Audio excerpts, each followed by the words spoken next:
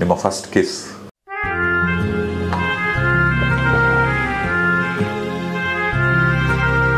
First proper date ಅಂತ ಹೋಗಿದ್ಯಾ? Day one evening will go here, will go there. ನಾನು ಸೋತೋಗ್ತೀನಿ, ಎಲ್ಲ ವಿಷಯಗಳಲ್ಲಿ ನಾನು ಸೋತೋಗ್ತೀನಿ. We should not carry a negative energy in between a relationship of a husband and wife. ನನ್ನ ಮಗನಿಗೆ ನನ್ನ ಹಸ್ಬೆಂಡ್ ಮೊಬೈಲ್ ಕೊಡ್ತಾರೆ, ನಾನು ಮೊಬೈಲ್ ಕೊಡಬಾರ್ದು ಅಂತ. ಅದು ಒಂದೇ ಒಂದು ಸ್ವಲ್ಪ ಕ್ಲಾಶ್ ಆಗ್ತಾಯಿದೆ. ಈ ಹುಡುಗಿ ಬಂದುಬಿಟ್ಟು ಈ ಡಾಕ್ಟರ್ ಅವರಿಗೆ ನಾನು ಹೊಸ ಫ್ರೆಂಡ್ಸ್ ಪರಿಚಯ ಮಾಡ್ತೀನಿ, ಅವರಲ್ಲೇ ಒಬ್ಬರನ್ನ ಮದುವೆ ಮಾಡ್ಕೊಡಿ ಅಂತ ಹೇಳ್ತಾ ಇದ್ರು. ನನಗೆ ಒಳಗಿಂದ ಉರಿತಾ ಇದೆ. ಈಗಲೂ ಅಷ್ಟೇ ಗೂಗಲಲ್ಲಿ Virat Kohli first girlfriend ಅಂದರೆ ನಿಮ್ಗೆ ಫೋಟೋ ಬರುತ್ತೆ. ನಾನು born as a Hindu and I of course worship Hindu gods also and I love Islam also. Radio ಸಿಟಿಯಲ್ಲಿ love Guru. Beautiful Sanjana, welcome to Radio City. Hi, thank you so much to have me here. Love ಗುರು ಜೊತೆ love ಮಾಡೋಣ, ಶುರು ಮಾಡೋಣ, try ಮಾಡೋಣ. Okay, ಸಂಜನಾಗೆ first love ಅನ್ನೋ meaning ಗೊತ್ತಾಗಿದ್ಯಾ ಅವಾಗ? ನನಗೆ ಮೊನ್ನೆಪ್ಪ ನಾನು ಮದುವೆ ಮಾಡ್ಕೊಂಡಾಗ. ನಿಜಾನ ನಂಬೋದಾ? ಏನ್ ಮನೆಯಲ್ಲಿ ಜಗಳ ಮಾಡಿಸ್ತೀರಾ ನೀವು? ಜಗಳ ಇರಬೇಕು ಸಂಸಾರದಲ್ಲಿ. ಅಯ್ಯೋ ರಾಮ, ಬೇಡಪ್ಪ ಭಗವಂತ, ಈಗಲೇ ಎಲ್ಲ ಸರಿ ಹೋಗಿದೆ ಲೈಫಲ್ಲಿ. ಸಂಜನಾ, ಈಗ ನಿನ್ ಪ್ರಕಾರ ಲವ್ ಅಂದ್ರೆ ಏನ್ Sanjana? Love means love is very pure and love is loving without any expectations. Love ಅಲ್ಲಿ ನೀವು ನಿಜವಾಗ್ಲೂ ಪ್ರೀತಿಸ್ಬೇಕು ಆ್ಯಂಡ್ ಆ ಮನುಷ್ಯನಲ್ಲಿ ಏನೇ ಒಂದು ಕ್ವಾಲಿಟೀಸ್ ಇದ್ದರೂ ಅದನ್ನು ಯುನೋ ಅವ್ರು ಬೋರಿಂಗ್ ಆಗಿರ್ಬೋದು ಅಥವಾ ಅವರು ಯುನೋ ಏನೋ ನಿಮಗೆ ಇಷ್ಟ ಆಗದೆ ಇರ್ಬೋದು ಅವ್ರ ಬಗ್ಗೆ. ಬಟ್ ಲವ್ ಅಂದರೆ ಏನೂ ಇಷ್ಟ ಆಗದೆ ಇರಂಗೆ ಇದ್ರೂ ಅದು ನಮಗೆ ಇಷ್ಟ ಆಗಿಬಿಟ್ಟು ನಾವು ಒಂದು ಅಂಡರ್ಸ್ಟ್ಯಾಂಡಿಂಗಲ್ಲಿ ಬದುಕೋದು, ಎಲ್ಲನೂ ಆ್ಯಕ್ಸೆಪ್ಟ್ ಮಾಡ್ಕೊಳ್ಳೋದು ಆ ಮನುಷ್ಯನ ಬಗ್ಗೆ. ಏನು ಅವರಲ್ಲಿ ನಿಮ್ಮಲ್ಲಿ ಈ ಕೊರತೆ ಇದೆ, ನೀವು ಈ ವಿಷಯದಲ್ಲಿ ಫಾರ್ವರ್ಡ್ ಇಲ್ಲ, ಈ ವಿಷಯದಲ್ಲಿ ಅವ್ರು ಫಾರ್ವರ್ಡ್ ಇದ್ದಾರೆ. For example, if your lover is very fat, ನೀನೇನು ಇಷ್ಟು ದಪ್ಪ ಇದೆಯಾ, ಅವ್ರನ್ನ ನೋಡಿ ಎಷ್ಟು ಸಣ್ಣ ಇದ್ದಾರೆ, ಅವ್ನು ಎಷ್ಟು ಹ್ಯಾಂಡ್ಸಮ್ ಇದ್ದಾರೆ, ಆ ಥರ ಎಲ್ಲ ನಾವು ಖಂಡಿಸಬಾರ್ದು. ಲವ್ವಲ್ಲಿ ನಾವು ಅನ್ಕಂಡೀಷ್ನಲ್ ಆಗಿ ಪ್ರೀತಿಸಬೇಕು ಆ್ಯಂಡ್ ಅನ್ಕಂಡೀಷ್ನಲ್ ಆಗಿ ಏನೋ ಡಿಫೆಕ್ಟ್ ಹುಡುಕ್ತೆ ನಾವು ಲವ್ ಮಾಡಬೇಕು. ಸಂಜನಾ ಫಸ್ಟ್ ಲವ್ ಯಾರು? First love cinema. ಇದು ತುಂಬಾ ಕ್ಲೀಶೇಡ್ ಆನ್ಸರು. ನನ್ನ ಫಸ್ಟ್ ಲವ್ ನಮ್ಮಪ್ಪ, ನಮ್ಮಮ್ಮ, ನನ್ನ ತಮ್ಮ. ನಾನು ಸಿನಿಮಾ ಹೇಳ್ತಾ ಇದ್ದೀನಲ್ಲ. ಸಿನಿಮಾ ಬಿಟ್ಟು ಈಗ ಸ್ಕೂಲು ಕಾಲೇಜಲ್ಲೂ ಯಾರಾದರೂ ನಿಮ್ಮ ಫಸ್ಟ್ ಲವ್?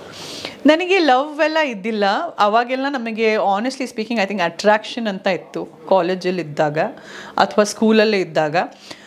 ಲವ್ ಅಂತ ಅಷ್ಟು ಡೆಪ್ತಾಗಿ ಅದ್ರ ಒಂದು ಜೀವನನೇ ಅರ್ಥ ಆಗಿರಲ್ಲ ಆ ಏಜಲ್ಲೆಲ್ಲ. ಸೊ ಲವ್ ಅನ್ನೋದು obviously love happen very late to me in life. Marriage also happen to me at age of 36-37. So yeah, that is how it is. And attraction ಇತ್ತಪ್ಪ ಕಾಲೇಜಲ್ಲಿ.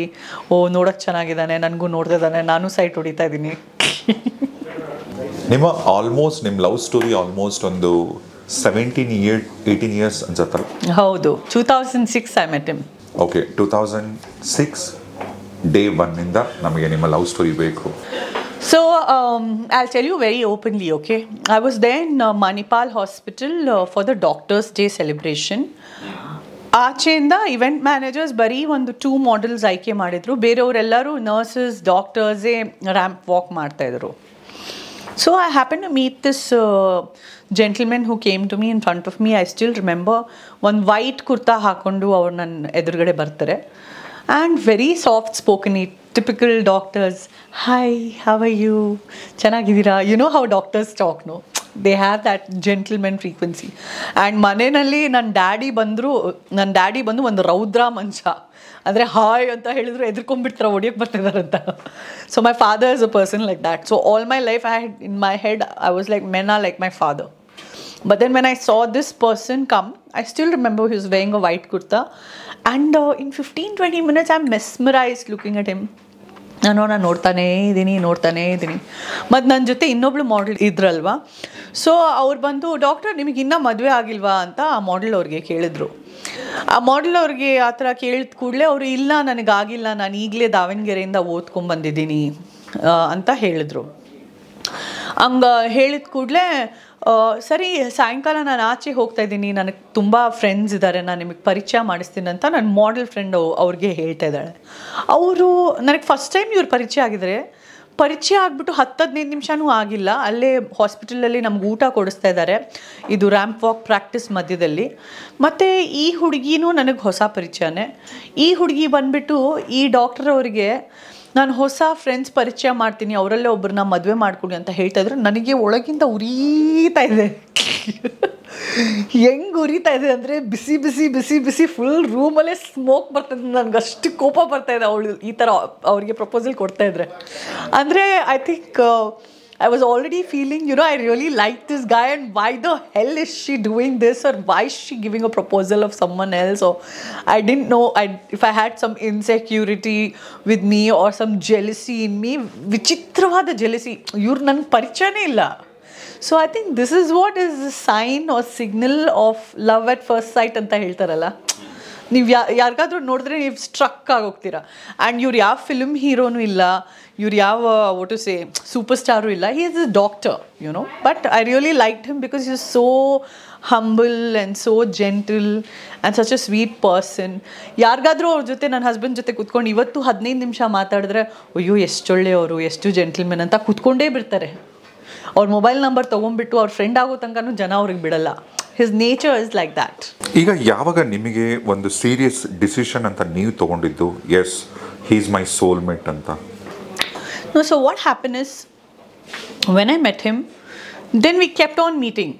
Like that day, same evening, nam ramp walk practice ಆದಮೇಲೆ I was supposed to go back home. That time I was going back in an auto. And then doctor asked, ಎಲ್ಲಿಗೆ ಹೋಗ್ತಾ ಇದ್ದೀರಾ ಅಂತ. I told, ಮನೆಗೆ ಹೋಗ್ತಾ ಇದ್ದೀನಿ. He told me, come, I'll drop you half the way or something. Then ದಿಢೀರ್ ಅಂತ ನೋಡಿದ್ರೆ he had a Zen car those days. ನಾನು ಕಾರು ಇದೆಯಾ ಇವ್ರ ಹತ್ರ ಅಂತ ನಾನು ನೋಡ್ತಿದ್ದೀನಿ. Not bad. Because we were all in first PUC, second PUC ಆ ಟೈಮ್ಸ್ ಇದು. So obviously I didn't have a car. ಆಟೋಗೂ ನಾನು ಹೆಂಗೆ ಖರ್ಚು ಮಾಡ್ತಾ ಇದ್ದೆ ಅಂದರೆ, ಆಟೋ ಮೀಟರ್ ಸ್ಟ್ರಕ್ ಆದರೆ ಒಂದು ಮಿನಿಮಮ್ 7 ರೂಪೀಸು 8 ರೂಪೀಸ್ ಇತ್ತು. ಆಟೋ ಮೀಟ್ರ್ 10 ರೂಪೀಸ್ ಆದರೆ ಆ 10 ರೂಪೀಸಲ್ಲಿ ಆಟೋರಿಗೆ ಸ್ಟಾಪ್ ಮಾಡಿ ಅಂತ 10 ರೂಪೀಸ್ ಕೊಟ್ಬಿಟ್ಟು ಅಲ್ಲಿಂದ ಮನೆಗೆ ವಾಕ್ ಹೋಗೋದು. ಅಷ್ಟು ಸ್ಟ್ರಿಂಜೆಂಟ್ ಬಡ್ಜೆಟಲ್ಲಿ ಇರ್ತಾ ಇದ್ವಿ. Because I was also modelling, I was taking care of my self, I was supporting my family, so I had responsibilities. So that time even looking at him in a Zen car, I was like, wow, this is like a Ferrari, That's the phase I was going through in my life. And it was a very sweet memory. And he's a wonderful person, he's a gentleman, and I'm very lucky to have found someone like that. ಈಗ ಯಾರ ಕಡೆಯಿಂದ first more magical words I love you ಅಂತ ಹೇಳಿದ್ದು? So ಏನಾಯ್ತಂದರೆ, day 1 meet ಆದ್ವಿ. Day 2ಗೆ I finished all my whereabouts, my work. 4:30 PM ನಾನು phone ಮಾಡಿದೆ, ಏನು ಮಾಡ್ತಾಯಿದ್ದೀರಾ ಸಾಯಂಕಾಲ? ಅವರು ಏನೂ ಇಲ್ಲ, ಹೇಳಿ ಏನು ಮಾಡ್ತಾಯಿದ್ದೀರಾ ನೀವು? Okay, I will come to MG Road. Those days that Barista and all was very happening. Out of that food world ಒಂದು ಬರಿಸ್ತಾ ಇದೆಯಲ್ಲ MG Roadಲ್ಲಿ. So I told okay, even I will come there for a coffee. Then day 2 ಅಲ್ಲಾಯಿತು. Day 3 ಪಿಕ್ಚರಿಗೆ ಹೋಗೋಣ. Every day 4:30 he used to call me or I used to call him, ಅವ್ರದ್ದು duty ಆಗೋ ತನಕ. ಅದಾದಮೇಲೆ ಪಿಕ್ಚರ್ಗೆ ಹೋಗೋಣ. ಓಕೆ, ಒಂದಿನ ಪಿಕ್ಚರ್ಗೆ ಹೋದ್ವಿ. ಅದಾದಮೇಲೆ 4th day 13th floor ಅಂತ ಒಂದು ಜಾಗ ಇತ್ತು, ಅಲ್ಲಿ ನನ್ನ ಫ್ರೆಂಡ್ ಮ್ಯೂಸಿಕ್ ಪ್ಲೇ ಮಾಡ್ತಾಯಿದ್ರು. ಸೊ ಅಲ್ಲಿಗೆ ಹೋಗೋಣ. ಸೊ ಅಲ್ಲಿಗೆ ಹೋದ್ವಿ. ಸೊ ದಿನನಿತ್ಯ ಏನಾಗ್ತಿತ್ತಂದರೆ 4:30 ಈವ್ನಿಂಗ್ ಆದರೆ ನನ್ನ ಫೋನ್ ರಿಂಗ್ ಆಗೋದು, ಇಲ್ಲಾಂದರೆ ಅವ್ರ ಫೋನ್ ರಿಂಗ್ ಆಗೋದು. ಒಬ್ರಿಗೊಬ್ರು ನಾವು ಕೋಆರ್ಡಿನೇಟ್ ಮಾಡಿಬಿಟ್ಟು ಡೈಲಿ ಒನ್ ಡೇನೂ ಮಿಸ್ ಮಾಡದೆ ಡೈಲಿ ನಾವು ಭೇಟಿ ಆಗ್ತಾಯಿದ್ವಿ. So that was like for 1 month, for 2 months, for 3 months. Every day we are meeting. And all my friends are telling, what is happening with you two? I'm like, nothing is happening with us. We're just chilling. And what is happening with you two? So we kind of knew that we are hooked on together, but we didn't want to confess it. And he's such a shy person, okay?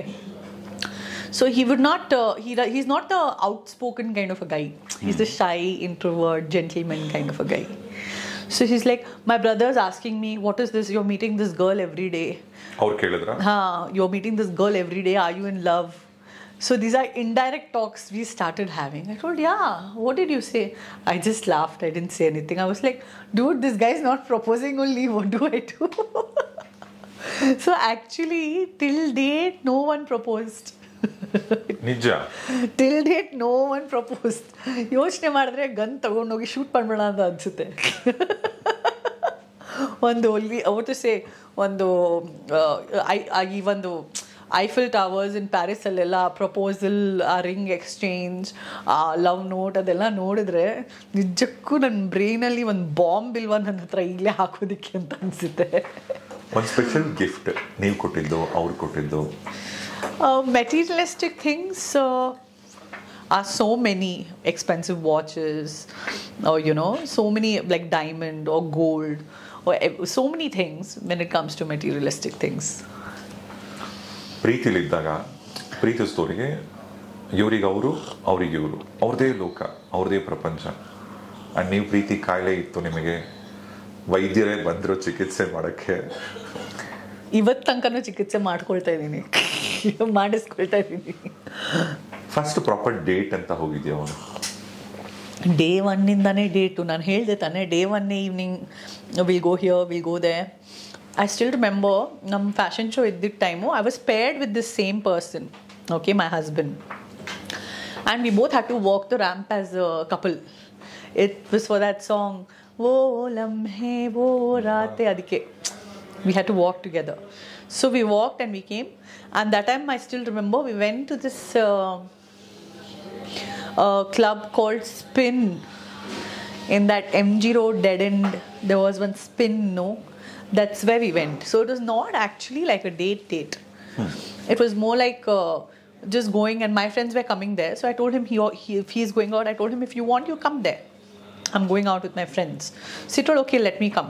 So all my friends were like, who's this fair guy? Who's this guy you came along? Who's this guy you came along, sort of a thing. I told, he's just a friend. I just met him at the show and things like that. A new person kind of a thing. So ಪ್ರೀತಿಸ್ತವ್ರ ಜೊತೆಗಿದ್ದಾಗ ಪ್ರತಿಯೊಂದು moment ಕೂಡ special. ಮದುವೆಗೆ ಮುಂಚೆ especially. So ನಿಮ್ಮ ಅದೊಂದು special moment, ನಿಮ್ಮ first kiss. That and all is too private to say it on video, okay? So I'll tell you the fact now. So I started having conversations with him. It was 1.5, 2 months I know him. And every time he would drop me back home. So I asked him one fine day, like anyone else, ನಿಮ್ಮ ಮನೆ ಎಲ್ಲಿ ಅಂತ. And he told me ನನ್ನ ಮನೆಯಲ್ಲಿ HL ಅಲ್ಲಿದೆ, ಮತ್ತು old airport ರೋಡಲ್ಲೂ ನನಗೆ ಇನ್ನೊಂದು ಮನೆ ಇದೆ ಅಂತ. ಸೈಡ್ ಸ್ಟೋರಿ, ನನ್ನ ಫ್ರೆಂಡ್ಸ್ ಬಂದು ನೋಡಿ your husband he is a doctor and he's a ಮುಸ್ಲಿಮ್ಸಲ್ಲೆಲ್ಲ 18-19 ಇಯರ್ಸಲ್ಲೇ ಮದುವೆ ಮಾಡಿಸ್ಬಿಡ್ತಾರೆ. ಇವ್ರು ನೋಡಿದ್ರೆ 27-28 ಇಯರ್ಸ್ ಇದ್ದಾರೆ, ನೀವು ನೋಡಿದ್ರೆ 18-19 ಇಯರ್ಸ್ ಇರೋ, ಅವ್ರಿಗೆ ಆಲ್ರೆಡಿ ಮದುವೆ ಆಗಿರುತ್ತೆ ಅಂತ ನನ್ನ ತಲೆನಲ್ಲಿ ನನ್ನ ಫ್ರೆಂಡ್ಸ್ ಹುಳ ಬಿಟ್ಟರು. ಓಕೆ. ಸೊ ನಾನು ಡಿಟೆಕ್ಟಿವ್ ಥರ ನಿಮ್ಮ ಮನೆಯಲ್ಲಿ ನಾನು ನೋಡಬೇಕಿತ್ತಲ್ಲ. 1.5, 2 months ಈಗ ಫ್ರೆಂಡ್ಸು, ಥಿಕ್ ಫ್ರೆಂಡ್ಸ್, ಅಂದರೆ ನನ್ನ ಫುಲ್ ಹುಳ ಹಾಕ್ಬಿಟ್ಟಿದ್ದಾರೆ ನನ್ನ ಫ್ರೆಂಡ್ಸು.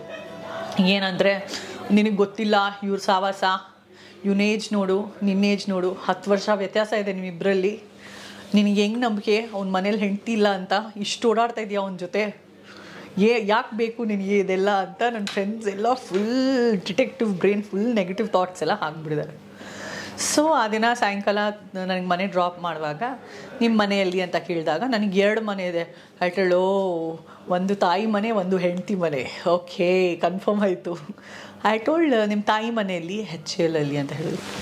ಮತ್ತು ನಿಮ್ಮ ಹೆಂಡತಿ ಮನೆಯಲ್ಲಿ, ನಿಮ್ಮ ಸೆಕೆಂಡ್ ಮನೆಯಲ್ಲಿ ಯಾರ್ಯಾರಿದ್ದಾರೆ ಅಂತ ಕೇಳಿದೆ. ಸೆಕೆಂಡ್ ಮನೆಯಲ್ಲಿ ಯಾರೂ ಇಲ್ಲ, ನಾನು ಬರೀ ಓದೋಕ್ಕೆ ಇಟ್ಕೊಂಡಿರೋದು.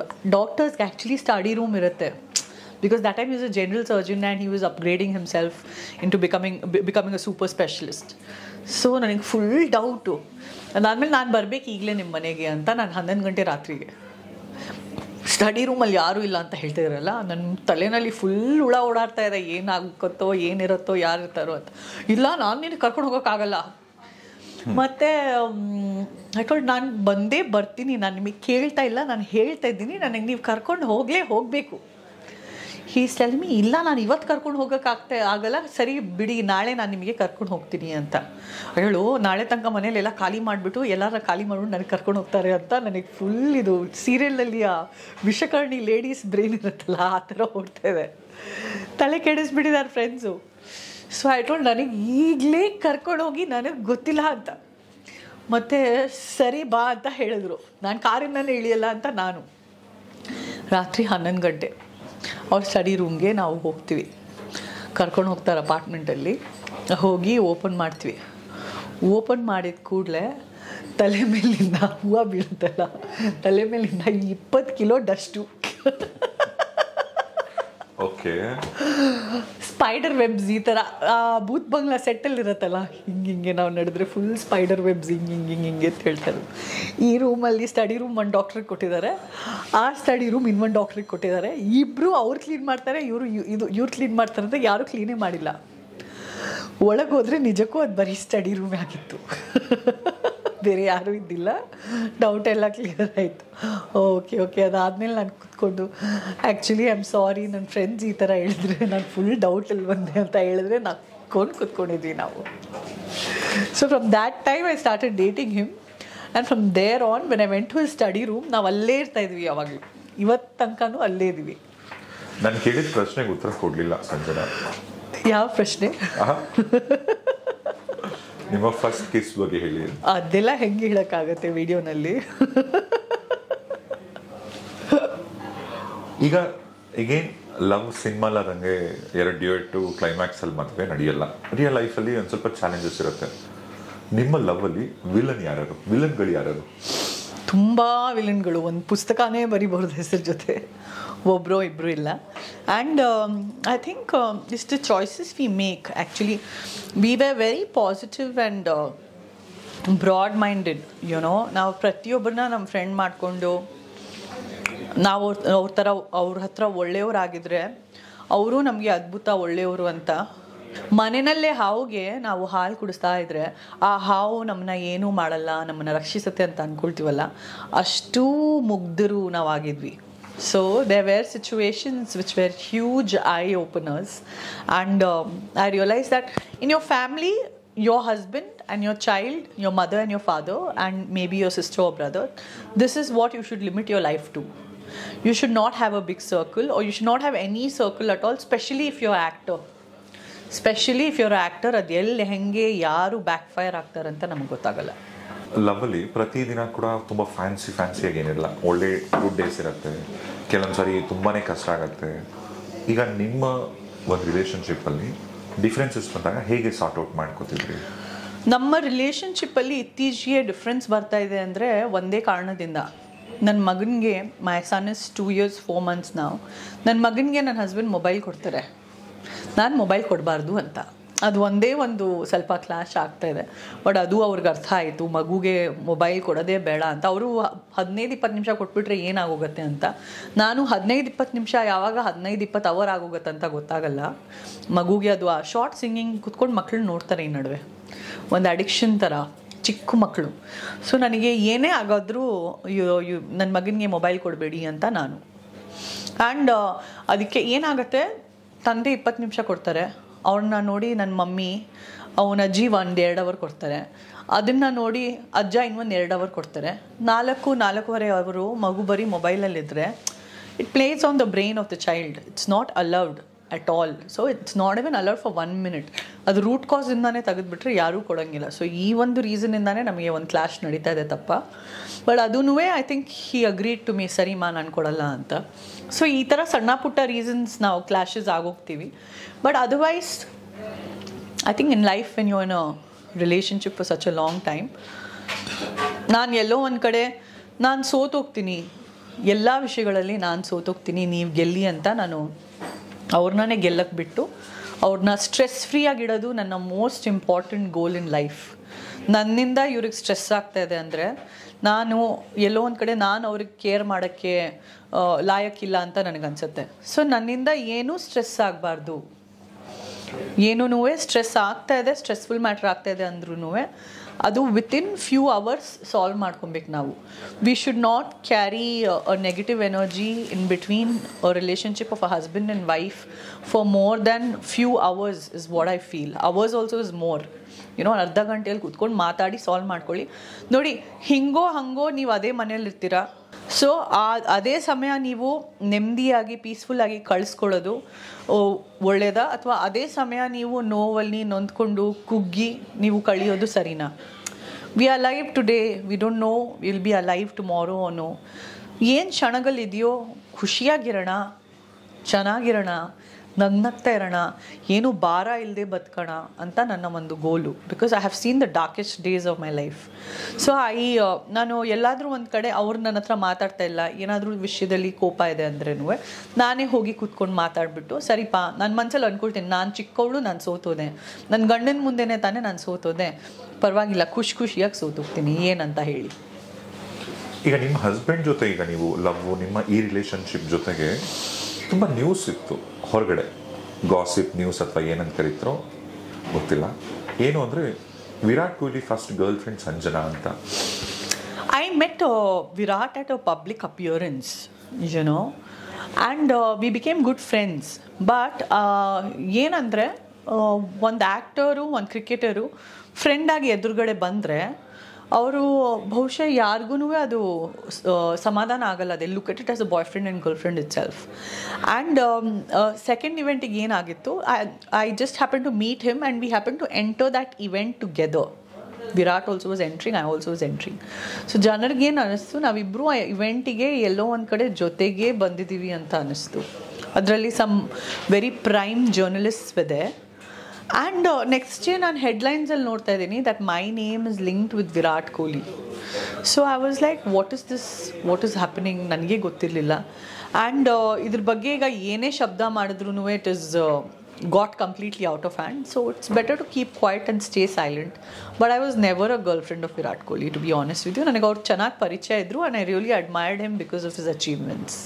ಬಟ್ ಈಗಲೂ ಅಷ್ಟೇ ಗೂಗಲಲ್ಲಿ Virat Kohli first girlfriend ಅಂದರೆ ನಿಮ್ಮ ಫೋಟೋ ಬರುತ್ತೆ. ಗೂಗಲಲ್ಲಿ ಏನು ಬರಲ್ಲ. ಗೂಗಲಲ್ಲಿ ಏನು ಬರಲ್ಲ. So you can take Google seriously. And ನಿಮ್ಮ ಟಫ್ ಟೈಮ್ಸಲ್ಲಿ ನಿಮ್ಮ ಇವಾಗಿನ ಹಸ್ಬೆಂಡ್, ನಿಮ್ಮ ಬಾಯ್ ಫ್ರೆಂಡ್, ಅವಾಗಿನ ಬಾಯ್ ಫ್ರೆಂಡ್ ಎಷ್ಟು ಸಪೋರ್ಟಿವ್ ಆಗಿದ್ರು? He was my fiancé at that point of time. We were already engaged.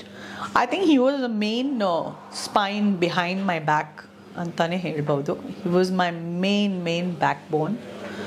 And he was my everything at that point of time. He lost 25 kilos in 3-4 months of my time of my problem. ನನಗೆ ಒಂದು legal problem ಆದಾಗ ಅವರೇ ಆಚೆ ನಿಂತು, ಇಲ್ಲ ನನಗೆ ಗೊತ್ತು, ನನ್ನ ಹೆಂಡತಿ ಇಂಥವಳು ಅಲ್ವೇ ಅಲ್ಲ, my to be wife is absolutely not like this ಅಂತ ನಿಂತ್ಕೊಂಡು ನನಗೆ ಆಚೆ ತೆಗೆದಿದ್ದು ಇವರೇ. ಈಗ ಸೆಲೆಬ್ರಿಟೀಸ್ ಈಗ ಅವ್ರ ಕೈ ಹಾಕೋ ವಾಚಿಂದ ಅವ್ರು ಹಾಕೋ ಬಟ್ಟೆ ತನಕ ಯಾವ ಬ್ರ್ಯಾಂಡ್ ಹಾಕ್ತಾರೆ ಎಲ್ಲ ಕಡೆ ಗೊತ್ತಾಗತ್ತೆ. ಅವರು ಕೂಡ ಅದನ್ನು ಇಷ್ಟಪಡ್ತಾರೆ ಹೇಳ್ಕೊಳಕ್ಕೆ, ನಾನು ಹಾಲಿಡೇಗೆ ಅಲ್ಲಿ ಹೋಗಿದ್ದೆ ಅಥವಾ ನನ್ನ ಬೆಸ್ಟ್ ಫ್ರೆಂಡ್ ಇವರು ಅದು ಅಂತ. ಬಟ್ ನಿಮ್ಮ ವಿಚಾರದಲ್ಲಿ ನಿಮ್ಮ ರಿಲೇಷನ್ಶಿಪ್ ಸ್ಟೇಟಸ್ನ ನೀವು ಯಾಕೆ ಅವಾಗ ಪಬ್ಲಿಕ್ ಮಾಡ್ಕೊಂಡಿರಲಿಲ್ಲ, ಎಲ್ಲೂ ಹೇಳ್ಕೊಂಡಿರಲಿಲ್ಲ? ನಾನು ಪ್ಯಾಲೇಸ್ ಗ್ರೌಂಡ್ಸಲ್ಲಿ ಒಂದು 10,000 15,000 ಇಡೀ ಕರ್ನಾಟಕ ಫ್ಯಾನ್ಸ್ಗೆ ಓಪನ್ ಇನ್ವಿಟೇಷನ್ ಹಾಕ್ಬಿಟ್ಟು ದೊಡ್ಡ ಮದುವೆ ಮಾಡಿಬಿಟ್ಟು ಅದನ್ನು ಅನೌನ್ಸ್ ಮಾಡೋ ನನ್ನ ಒಂದು ಕ್ರೇಜ್ ಇತ್ತು. ಅದೆಲ್ಲ ಆಚೆ ಚಲ್ ಹೋಯಿತು. Because my mobile was confiscated, right? So ನನ್ನ ಪ್ರೈವೇಟ್ ಡೇಟಾನ ಒಂದು ಮನೋರಂಜನೆಗೆ ಬಳಸಿ ನನ್ನ ಎಂಗೇಜ್ಮೆಂಟ್ ಫೋಟೋಸ್ ಎಲ್ಲ ಆಚೆ ಹಾಕಿ, ಆ್ಯಂಡ್ ನನಗೆ I wanted to plan it very premiumly. Imagine 10,000 to 15,000 people in one mantapa. Because ಮದುವೆ ಆಗೋದು ಒಂದೇ ಸಲ, and I wanted to marry like a princess with everything that I've gone through in my life. For that day of my marriage, I wanted to, make history in the history of Karnataka, that ಹೌದು ಮದುವೆ ಅಂದರೆ ನೋಡಿ ಇವ್ರು ಮಾಡಿದ್ರು, ಈ ರೀತಿ ಮದುವೆ ಮಾಡಬೇಕು ಅಂತ. ಆ್ಯಂಡ್ ಅದಕ್ಕೆ ನಾನು FDಗಳು ಇಟ್ಟಿದ್ದೆ, ಲಿಟ್ರಲಿ.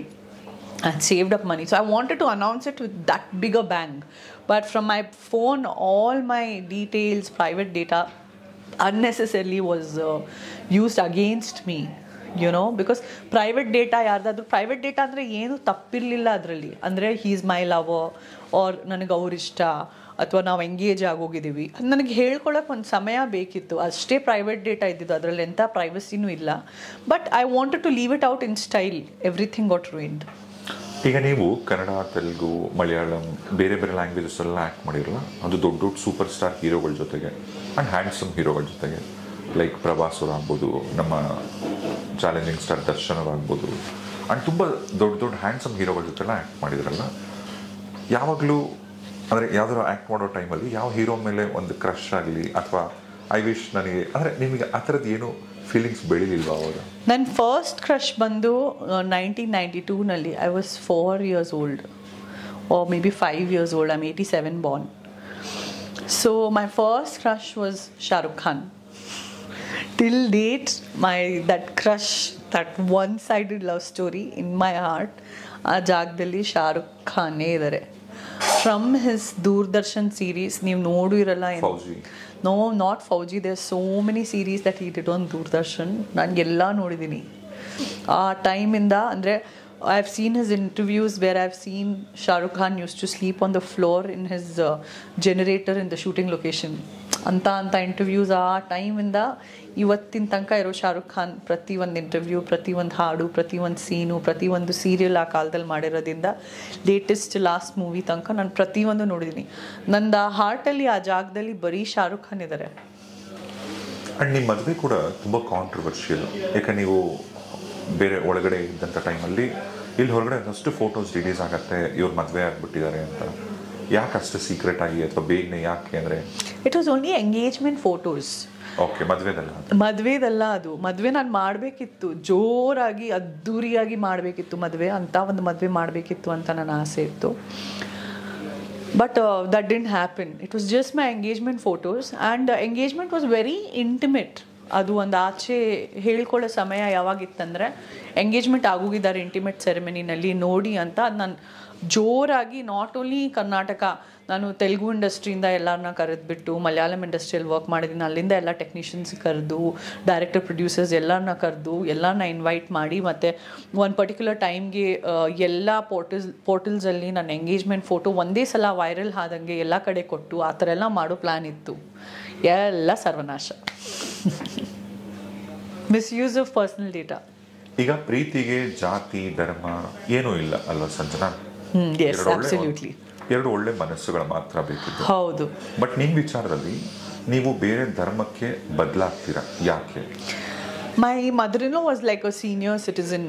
ಅವ್ರು ಬಂದು 82 years ಆಗಿದ್ರು. ಆ್ಯಂಡ್ ಏನೇ ಇದ್ರು ಅವ್ರ ಹಳೆ ವಿಚಾರದ ಜನ. ಅವ್ರು ಹೇಳಿದ್ರು ಇಲ್ಲ ನೋಡಿ ಆದರೆ ಒಳ್ಳೇದಲ್ವಾ ಅಂತ ಹೇಳಿದರು. ನಾನು ನನ್ನ ಗಂಡಿನ ಕಡೆ ನೋಡಿದೆ, ಅವ್ರು ಏನೂ ಹೇಳಿಲ್ಲ. I know my husband for 17 years, 18 years.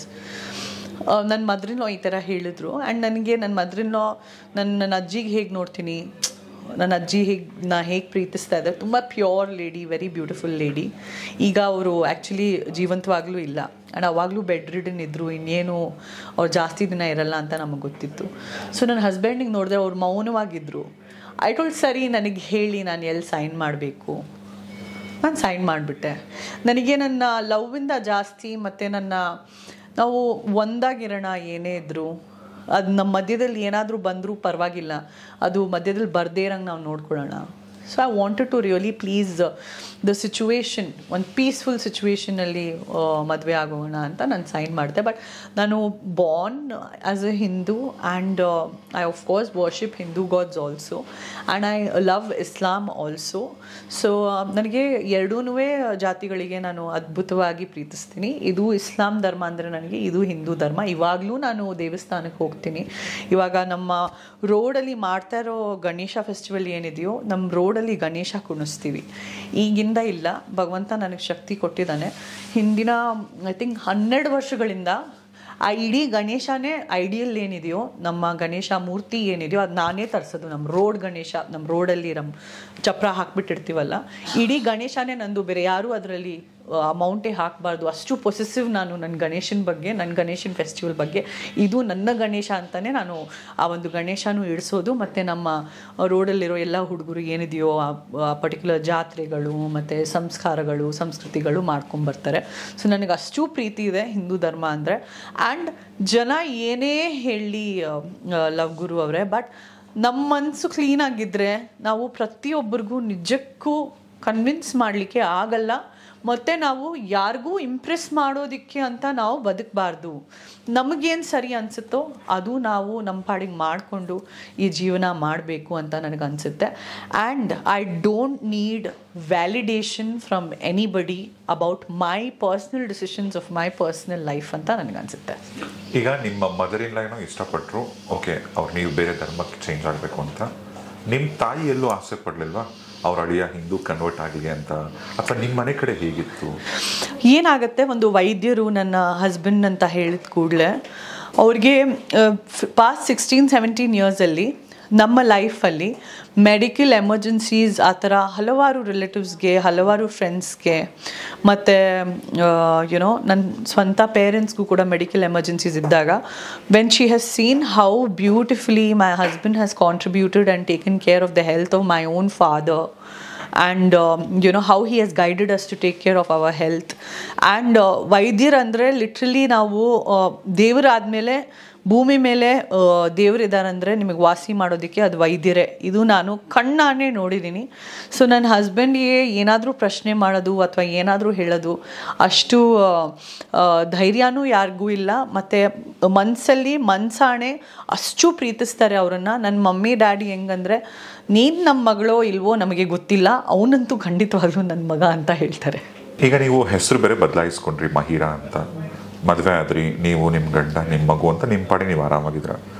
ಎಲ್ಲೋ ಒಂದು ಕಡೆ ಯಾವ್ದಾದ್ರು ಗಾಸಿಪ್ ಕಾಲಮಲ್ಲೋ ಅಥವಾ ಯಾವ್ದಾದ್ರು ಟ್ರಾಲ್ ಪೇಜ್ಗಳಲ್ಲೋ ಏನಾದರೂ ಧರ್ಮ ಬದಲಾದ್ರಿ ಅಂತ, ಹೆಸರು ಬದಲಾದ್ರಿ ಅಂತ ನಿಮ್ಮ ಫೋಟೋಸು ವೀಡಿಯೋಸ್ ಹಾಕಿ ಏನಾದರೂ ಟ್ರೋಲ್ ಮಾಡಿದಂಥ ಟೈಮಲ್ಲಿ ಅಥವಾ ನೀವು ನೋಡಿರ್ತೀರಲ್ಲ, ಸೊ ಆ ಟೈಮಲ್ಲಿ ಅದು ನಿಮ್ಗೆ ಎಷ್ಟು ಎಫೆಕ್ಟ್ ಆಗತ್ತೆ? ಹಿಂದೆ ಎಲ್ಲ ತುಂಬ ಎಫೆಕ್ಟ್ ಆಗ್ತಾಯಿತ್ತು. ಆ್ಯಂಡ್ ಅದು ಮನೆ ಹೆಸರು, ಇಟ್ಸ್ ಅ ಪೆಟ್ ನೇಮ್. ಅದು ಬಂದು ಕೇವಲ ಮನೆ ಹೆಸರು. ಆ್ಯಂಡ್ ನನ್ನ ಹೆಸರು ಎಂದಿಗೂ ಸಂಜನಾ ಗಲ್ರಾನಿ ಇತ್ತು. ಇವತ್ತಿಗೂ ಸಂಜನಾ ಗಲ್ರಾನಿನೇ ನನ್ನ ಲೀಗಲ್ ನೇಮು, ನಾಳೆಗೂ ಸಂಜನಾ ಗಲ್ರಾನಿನೇ ನನ್ನ ಲೀಗಲ್ ನೇಮು. ನನ್ನ ಹಸ್ಬೆಂಡ್ ಎಷ್ಟು ಬ್ರಾಡ್ ಮೈಂಡೆಡ್ ಅಂದರೆ, ನೀನು ಸಂಜನಾ ಗಲ್ರಾನಿ ಪಾಷಾ ಅಂತಲೂ ಮಾಡ್ಕೊಬೇಡ, ನೀನು ಆರಾಮಾಗಿ ಸಂಜನಾ ಗಲ್ರಾನಿ ಹಾಗೇ ಇರು, ಏನೂ ಪ್ರಾಬ್ಲಮ್ ಇಲ್ಲ, ಏನೂ ಟೆನ್ಷನ್ ಇಲ್ಲ, ಯು ಬಿ ಹ್ಯಾಪಿ ಅಂತ ಅವರು. ಅದು ಬರೀ ಮನೆಯಲ್ಲಿ ಈಗ ಪುಟ ಅಂತ ಕರಿತೀವಿ ಆ ಥರ, ಅದು ಮನೆ ಹೆಸರು. ಸೊ ಅದನ್ನು ಇವರು ಜನ ಬಂದುಬಿಟ್ಟು ವಿರುದ್ಧವಾಗಿ ಅವಳಿಗೆ ಈ ಹೆಸರಿಂದ ಕರೀರಿ. Again it is exploitation of documents. ನಮ್ಮ ಆ ಸಮಯದಲ್ಲಿ ಲೀಗಲ್ ಪ್ರಾಬ್ಲಮ್ ಆಗಿರೋ ಸಮಯದಲ್ಲಿ ಎಲ್ಲ ಪರ್ಸ್ನಲ್ ಡಾಕ್ಯುಮೆಂಟ್ಸು, ಅಂದರೆ ಈಗ ನಾವು ಲೇಡೀಸ್ ಆಗಿ ನಮ್ಮ ನರಾನು ಕುಯ್ದು ತೋರಿಸ್ಬೇಕಾ, ಈ ಕೈಯೊಳಗೆ ಎಷ್ಟು ನರಗಳಿದೆ, ಅಷ್ಟು ಪ್ರೈವಸಿನೂ ನಮಗಿಲ್ವಾ, ಆ ರೀತಿ ಒಂದು ಕಾಡ್ತಾರೆ ಮನುಷ್ಯರು. So it's just exploitation of personal data. And trollers ಏನಿದೆ, ಟ್ರೋಲರ್ಸ್ಗೆ ಯಾರಾದರೂ ಏನಾದರೂ ಹೇಳ್ಬೋದಾ? ಮತ್ತು ಯಾರೂ ಏನೂ ಹೇಳದೇ ಇರಬೇಕು ಮತ್ತು ಅವ್ರ ಕಡೆ ಗಮನನೂ ಕೊಡದೇ ಇರಬೇಕು ಅಂತ ನನ್ನ ಅನಿಸಿಕೆ. ಕೊನೆಯದಾಗಿ ಲವಲ್ ಬಿದ್ದಿರೋರಿಗೆ, ಲವ್ ಗುರು ಕೇಳ್ತಿರೋರಿಗೆ, ನಿಮ್ಮ ಅಭಿಮಾನಿಗಳಿಗೂ, ಪ್ರೀತಿ ಮಾಡ್ತಿರೋರಿಗೆ ಏನಾದರೂ ಒಂದು ಸ್ಪೆಷಲ್ ಟಿಪ್ಸ್ ಅಂತ ನೀವು ಕೊಡೋದಾದರೆ? Be happy in love when you are together. Be happy. If you are not together, please don't be together. ಅಂದರೆ ನೀವು ಖುಷಿಯಾಗಿ ಒಂದು ಲವ್ ಮ್ಯಾರೇಜಲ್ಲಿ ಇಲ್ಲ ಅಂದರೆ ದಿನಾಗಲೂ ಜಗಳ ಮಾಡ್ಕೊಂಡು 10 ವರ್ಷ 20 ವರ್ಷ ಬದುಕಬೇಡಿ, ಸೆಪ್ರೇಟ್ ಆಗೋಗಿ, ಪರವಾಗಿಲ್ಲ. ಬಟ್ ಜೊತೆಗಿದ್ರೆ you have to admire each and every moment.